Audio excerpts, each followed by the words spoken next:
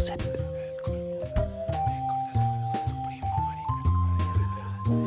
This is Polyp Gossip, the place for physicians and patients to catch up on what's hot and what's not in CRS with NP or nasal polyp syndrome. This podcast is developed by Sanofi Regeneron and also elaborated in close collaboration with EUFOREA. Welcome to this 14th episode already of Polyp Gossip, which is an initiative by Sanofi Regeneron and disseminated through the social media channels of EUFOREA.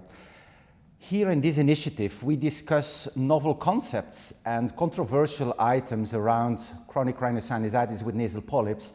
And today we will be discussing disease modification in the context of global airways disease, which is nowadays a very hot topic as disease modification becomes the new holy grail within our treatment ambitions. And as this nasal polyp gossip is all about discussing what is on top of our minds, it's so wonderful that today we have two top experts in the field of, on the one hand, pulmonology, Professor Frederik Trinkmann from the Heidelberg University, as well as Professor Eugenio de Corso from the University of Perugia in Italy. So welcome to both of you and thanks for having accepted the challenge of discussing with us disease modification in CRS, in asthma and in COPD. I address the first question to you, Eugenio. Can you explain in 2 minutes what disease modification in CRS with nasal polyps means for you? Thank you very much, Peter. I think we should start with the concept in general, because disease modification means that you are changing the pathophysiologic process behind the pathology, and for this reason you are changing the natural history of the disease. And actually we can see that we can modify the natural history of chronic rhinosinusitis with nasal polyps.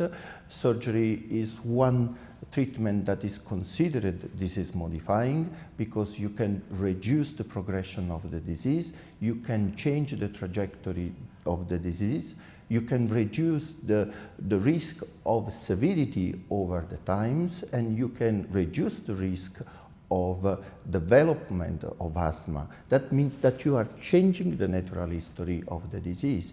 And we can obtain that also with a new innovative treatment, and with biologics is something that we can suppose. They are potentially disease-modifying treatment for chronic rhinosinusitis with nasal polyps. This is indeed a very clear answer and very clear insights in what disease modification means, but what does it mean at or represent at tissue level or within the organ? Oh, this is really interesting, because when a disease-modifying treatment can change the natural history is because can change the tissue remodeling and the progression in the damage of the tissue. And this is something that we can see. The first step is regression, because you have a pathological tissue, and you can see with this innovative treatment like biologics, the regression of the pathological tissue. At that point, you can stop the progression because you don't see any remodeling over time, over the months. And this is because you changed something in the pathophysiologic mechanisms of the disease.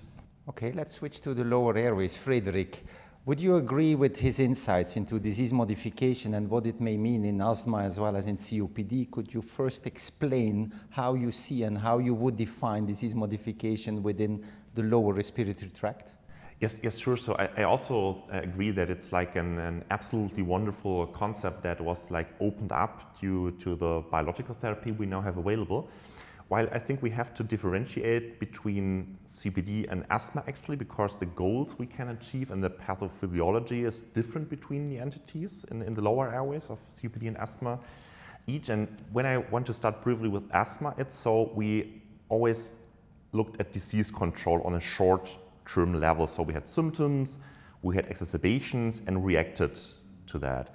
And with disease modification and remission, this would be the ultimate goal, of course, we are looking more at long-term outcomes. So it's about, for example, to prevent remodeling, to have the lung function stable, to prevent lung function decline, and all those things in asthma.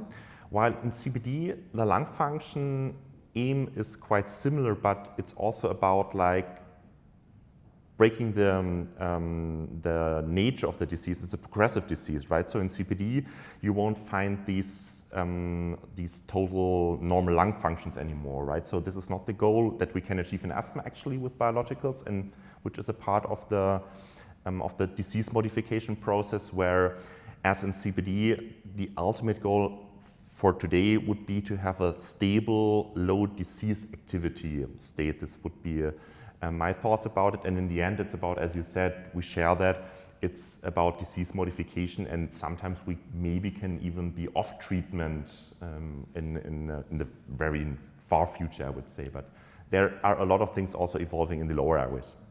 Thank you. We have been talking about type 2 inflammation in several of the previous Polyp Gossip episodes.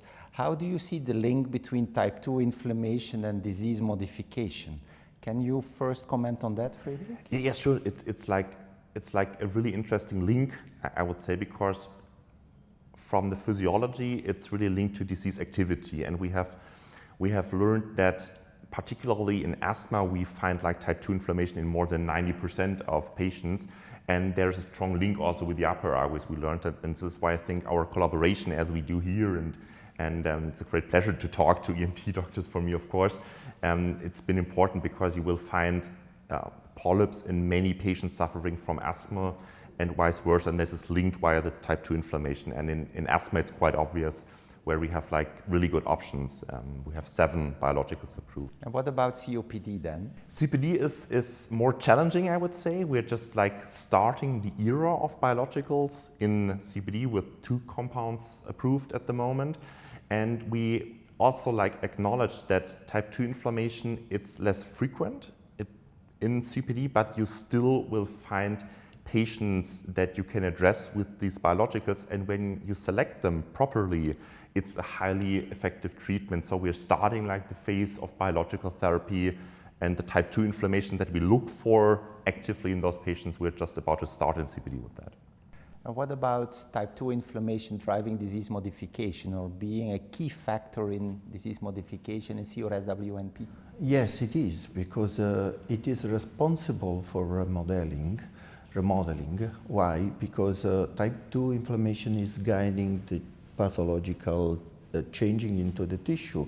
For example, accumulation of fibrin and edema. All this changing in the tissue is guided by type 2 inflammation. And actually we know that type 2 inflammation is responsible for severity. Higher is the burden of type 2 inflammation, higher is the level of remodeling, higher is the severity of the disease, faster is the progression of the disease. Am I right in my understanding that disease modification is all about the histology, is all about immune factors that drive disease, and should we look at tissue level what is happening if we treat or do not treat our patients? So maybe you first, Eugenio, what is your opinion here? I think you are right, but actually we are lucky because we can look into the nose with the endoscope. And when we follow up the patient, especially the ones that are treated with biologics, you can see a deep change in the mucosa, because you can see the mucosa getting to normal. I tried sometimes to do the biopsy in that patient, and you don't find any kind of inflammation, because the suppression that you can obtain with biologics is so deep and over time is sustained. So even if you repeat biopsy or scraping or brushing, you don't find inflammation if there is a good control, a sustained control, and even if you reach with this treatment the level of remission on treatment. So I think you are right, but from a clinical perspective, probably we don't need, for the upper airways, we don't need to do a biopsy to demonstrate that there is something that is changing the pathophysiology. Well, I suppose you can see the polyps shrink, Yes, which is already exactly. a sign of disease-modifying effects of any kind of intervention or treatment. This is, of course, different in the lower respiratory tract. So how would you follow up as a clinician whether or not there is disease modification in patients with asthma and COPD? I know this is a challenging question, but anyhow, this is the Polyp Gossip. So you can say what you think and share with our colleagues in an open way. So go ahead. Sure. So for us, it's frankly, it's a bit more complicated than just looking in the nose. I think that's I'm a bit jealous of that because this is one indication. So we have to help ourselves, and so we have basically 3 strategies. So we have biomarkers, which are important. We have lung function, and we have imaging. And based on those 3 methods, I would basically summarize. We try to get like an impression about like disease modification. So for example, we have the blood eosinophils, which are not a perfect biomarker, but they are a surrogate of like the type 2 inflammation and activity, which we have to say differs from, for example, what we find in the sputum. So sputum eosinophils are like also a good marker. They are more tricky to acquire, but still it's possible. Then we have FeNO, of course, which is like an IL-13 biomarker that we can measure in the exhalation. That is quite helpful to identify type 2 inflammation. We have imaging, for example, airway thickening, something we can measure. Mucus plugging is a big topic in our area that you can measure. And of course, we have lung function. So spirometry, of course, is one basic. But we are also looking into more detailed, small peripheral airways, which will have obstruction, for example, and we can measure that. So we have like a whole bunch of like tests and biomarkers that we can add to assess disease activity, basically. Well, within the field of rhinology, there is a lot to do about whether or not secretions are a valuable way of looking into effects of any kind of treatment. I hear you talking about induced sputum and the eosinophils there. What do you think about harvesting secretions and looking there for inflammatory markers like the eosinophils on the one hand or type 2 cytokines on the other hand? What's your honest opinion in routine practice? I think you are right, secretion are very important because when secretion are there, that means that the inflammation is there. But the problem actually is that we don't have a system, a reliable system to measure secretion, to quantify secretion. So they are important, but actually we are not using a system to measure severity of the local situation, like the nasal polyp score, for example, that have been standardized, is in clinical practice now. We have some lung Kennedy score, for example. We are including nasal polyps and secretion as well, but actually it's less used than the nasal polyp score. So I think secretion are very important, probably are full of cytokines inside. I was measuring when I was young the level of cytokines into the cytokines. You're still young. Yes, I'm not young anymore. And and the level of cytokines was easily dosable in the secretion. Why? Because it is on the surface of the epithelia and is like a microenvironment that is leading the dysfunction of type 2 inflammation. I fully agree with you that secretions from the sinonasal cavities may be a very good way of looking at biomarkers. I just wonder if our colleagues in routine practice would ever consider that because of the burden of the analysis, the additional workload. What about induced sputum? Is this kind of routine practice or is it only carried out in tertiary care centers with a research mindset and trying to look better and further than our colleagues in routine practice do? Could you comment on that? Yes, sure. So, I think we share the same challenges because, like, acquiring it can be really complex, and analyzing it is also quite complex. So, in our setting, it's basically restricted to research settings where it is really helpful. I would agree on that. And I just want to give you one example, which I found impressive. So, last year at the American Society meeting, there was like a 1.5 hour session just focusing on phlegm. So we were discussing like 1.5 hours just about phlegm, which just told me that it's like a really complex but also helpful topic to address. Can you explain our audience what phlegm is, because not all may know what it is? Sorry, yeah, of course. So when you have to cough, for example, in COPD and asthma, this might be productive. So with some phlegm and excretion as you have from the nose, or it may be non-productive cough. So you will have that phlegm that you can basically analyze, and this is like a hallmark of particularly COPD and of asthma, which differs between the two disease entities. So the underlying inflammation, which can be seen differs, and that may also have implications for therapeutic advances maybe. And this is why I think it's interesting for us to look at that. But it's, as you said, it's like you have to induce it, so it's not as easy as from the nose, I would say, from my pulmonary perspective. But you have to induce it, and that can be tricky because you have to be really sure that it's from the lower airways and not just like upper airway excretions.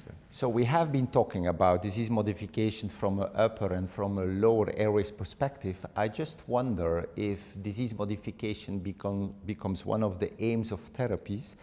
Do we really aim for changing the disease not only in the lower but also the upper respiratory tract at the same time? So do we try to increase our ambition beyond the organ that we tend to treat? So Eugenio, if you apply any kind of treatment and you aim for remission or disease modification, do you aim not only to treat the CRSwNP but at the same time also the respiratory tract? Yes, obviously I think we should look at the all holistic results, not only to the local result, especially in the comorbid patients. I think that actually we are in the phase where we are seeing that we are in the next step, because we are looking at patients having more than 4 years of treatment, and you can see that patients that are in remission for so long time, and they ask, we can stop the treatment now, and we don't have a response, because actually we believe that these treatments are long-term, long life, but if there is something that is changing in the pathophysiology of the disease, and if there is a disease modification behind, we probably can think that we are changing the trajectory of this patient. I think that the next step would be to have some results on some specific trial on discontinuation to understand if you stop the treatment, if you can keep the state of remission over time as well, because this is the definitive demonstration that this treatment are disease modifying. What about the lower airways, Frederik? So when it comes to my discipline, the ENT specialist is really one of my strongest partners I have, because it's daily routine also, as you said, to look at the lower and the upper airways. And I think you really cannot look at that separately. So you have to achieve controlling the lower airways and then the upper airways. And as you said, it always often starts in the nose. And so ENT is a strong partner, and we addressed that in our hospital particularly. We have established a type 2 inflammation board, where we really look for the really complex and severe patients to find an optimal treatment strategy for those patients, which can be really complex. You have another measure you can do with the operation, which can be helpful. We can combine that also. We do that with biologicals, for example, and you can only do that when you have a strong exchange and talk to your colleagues. And so our goal really is to have not only the asthma, as you said, under control and in remission and modified in the end, hopefully, but we also have to look at the upper airways, because they strongly belong together. That's quite obvious today, I think. Just a final question to end this very inspirational episode of Polyp Gossip. What would you invest most of your research time in? Would it be to look at remission and how to achieve remission and what to do beyond remission? Or would you mainly look into disease modification? Because if this becomes a reality, patients will go into remission and maybe cure as well. So maybe Frederik, you first. So from a publication strategy, it would be more helpful to have the short-term goals, as we did all the time. but I think we have to change our way we think to a more long-term oriented process and to have like a long-term look. And this is where I really want to invest like the research time we have, and probably also to like get a more solid picture of the underlying mechanism. As you outlined, it's like a mechanistic, tissue-based approach that we have to try to understand better, so that we can say who's benefiting from, when is it possible to stop, even when do we have to escalate in terms of disease modification. So I think we have to have a more like long-term look in our research, and this is what I personally would focus on. You're still very young, so you still have the long-term view, which is wonderful. So Eugenio, do you look long-term or more short-term? I think he's right. We need long-term data. Okay, this is something very difficult to achieve because it's difficult to design a long-term trial. Because sometimes when you decide to have a sponsored trial, you need the results not so long to wait so long to have the results. So this is very difficult to achieve. I think a real-life study will help on that because we can check what is happening in the real life.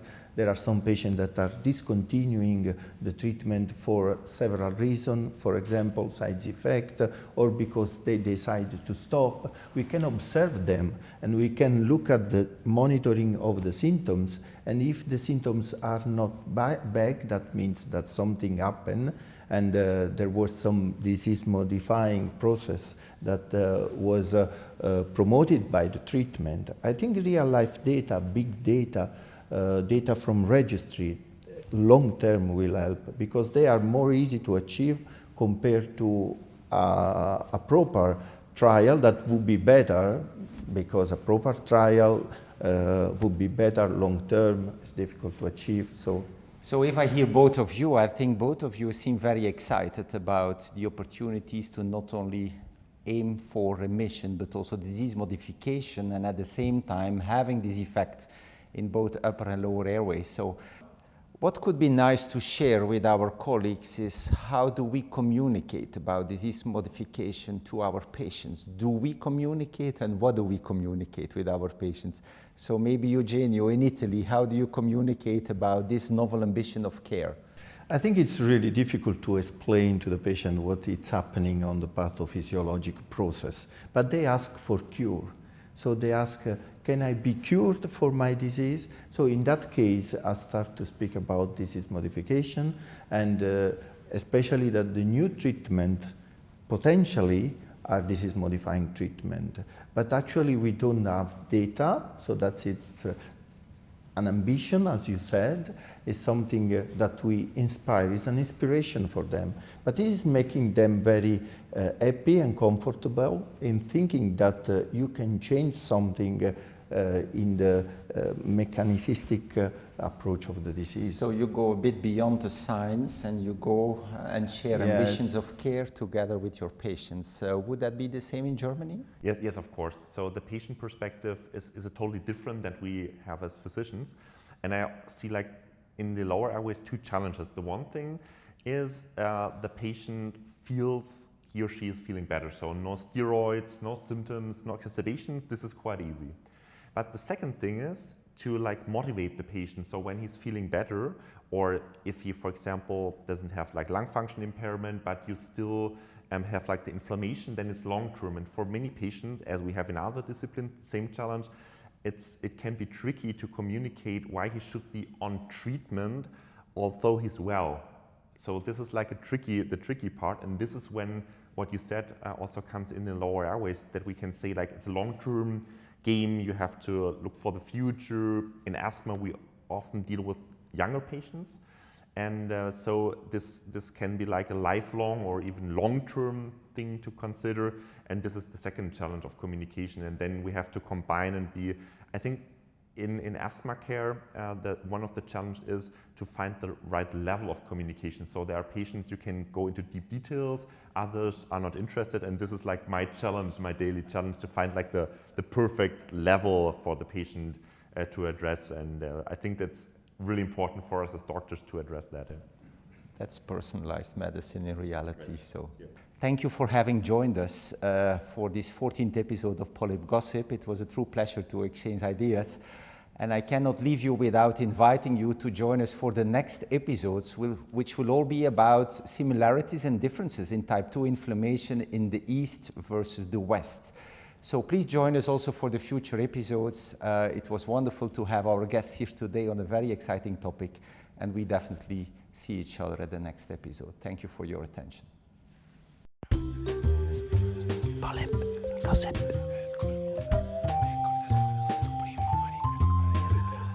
This was Polyp Gossip, sponsored by Sanofi Regeneron and developed in close collaboration with EUFOREA.